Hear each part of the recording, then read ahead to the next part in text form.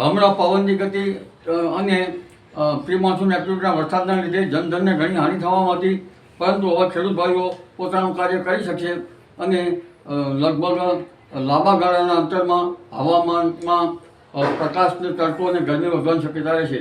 આગામી 7 દિવસ હવામાન સૂકું રહેવાની શક્યતા રહેશે અને લગભગ હમણાં ગરમી વધશે અને તારીખ 15મી સુધીમાં ગરમીનો મહત્તમ ન્યૂનતમ તાપમાનથી 2 થી 3 ડિગ્રી સેલ્સિયસ કે તેથી 14 ભાગમાં વધુ વધવાની શક્યતા રહેશે.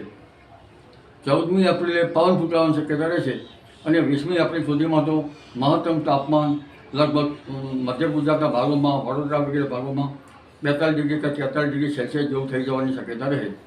આ ઉપરાંત ઉત્તર ગુજરાતના ભાગોમાં, પાટણ સમી, હારીજ, મહેસાણાના ભાગો, ખાસ કરીને બનાસકાંઠા, પાલનપુરના ભાગોમાં પણ મહત્તમ ઉષ્ણ પ્રમાણ 42 ડિગ્રી સેલ્સિયસ કે તેથી વધુ થઈ જવાની શક્યતા રહે. પંચમહાલના ભાગોમાં પણ ગરમી વધી શકે.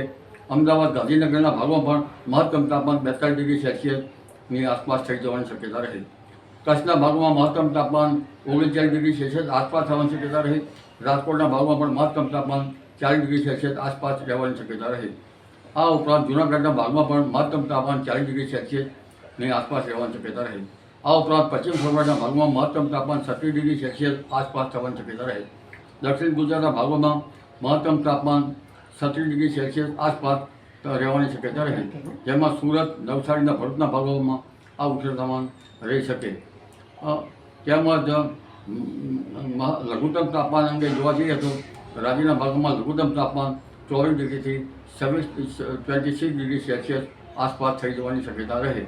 એટલે હવે ધીરે ધીરે ગરમી વધશે, પરંતુ ઉલ્લેખનીય છે કે ગરમીની સાથે સાથે ઉભા કૃષિ પાકોમાં ઈયળની પણ ઘાસતી રહેવાની શક્યતા રહેશે.